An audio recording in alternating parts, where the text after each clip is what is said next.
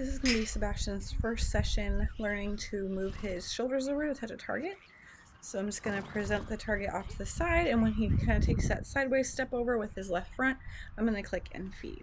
So I really want him to follow that target and step over, and I'm trying to figure out what the best way to use my target is going to be, like if it's under his neck, over his neck, around the front of his face.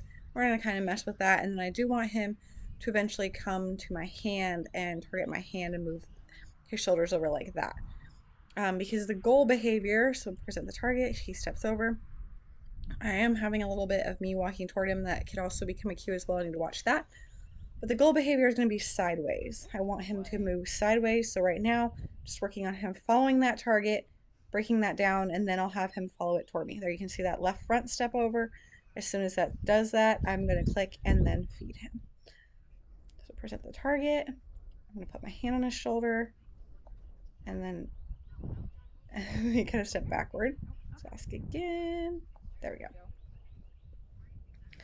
So really want him to follow that target. There, same thing there. And just make that really rewarding for him. And I want to do that both directions as well. I want him to really want to follow that target. There he goes. And I'm cool with that, like front foot crossing over. So either a crossover with that front foot closest to me or a step to the side with the outside front leg. And he's kind of confused. He's going backward. There we go. I'm going to click that. So I'm just going to kind of wait. I don't really want a backward step at all. I don't want to get him in the habit of me reinforcing for just the wrong thing. So there he's kind of waiting to step over there. And then he figures it out. Fortunately, I have all my junk in front of the camera.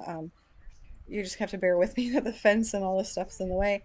I do eventually get a better camera situation, and you can see a lot better. But we're just going to run through this lesson for a little bit.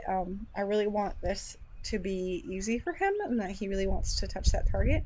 So like there, I'm presenting the target and doing a little tactile cue with my hand, which I need to be careful. I need to do the tactile cue first. There we go. And then present the target. And I'm just doing a little bit of tactile cue. I don't want it to become negative reinforcement, and I don't want to hold on it. Just like if you've seen Dakota's video, same process. I just want to touch, take my hand off, present the target. So that's a cue and not me using pressure and release. Which is just not what I want to do at this point. Totally fine to use that in other situations, but so I'm going to ask him to step his hindquarters over. He's a little confused because he was working with that with those shoulders. So same thing, and again, you've seen this with other horses. I want him to kind of step to the side and just put one of those hind legs underneath himself, or take an outside step with it, with the outside one, and follow that target around. And I'm kind of just pointing at his hindquarters. He's a little confused, and he's not really stepping around. We're kind of getting some shuffling back there, but it's okay. I just don't want to reinforce too much of that in the beginning. There, that looks much better. He figured it out. So yeah, I don't want to do too much of that in the beginning. I want to be pretty precise with it because I don't want to continue to reinforce the behavior. Like he really wants to step back there.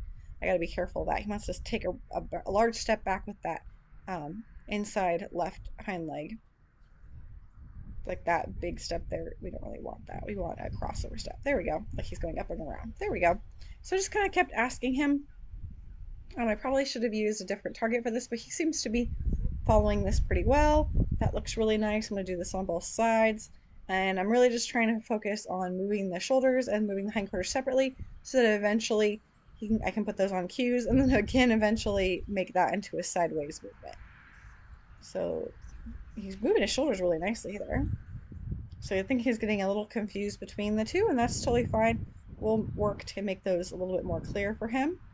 So I'm trying to kind of step off to the side towards hindquarters, bring that target around instead of, and then it's kind of hard because we just went over like doing all this stuff with the shoulders, so I'm just kind of waiting until he takes that step across. So that's kind of the importance of making sure you wait for that right football, that right behavior that you want. So we're gonna work on the back up a little bit, and I'm been continuously working on adding more steps to his backup because he tends to want to do like 2 steps and then stop, and he's like, where's my treat at? So I only want to do consistent quick steps and then continue to add how many steps he can do on there. And I think he is training me a little bit because I'll be like, oh, like, okay, this was good. And he'll kind of just give up too.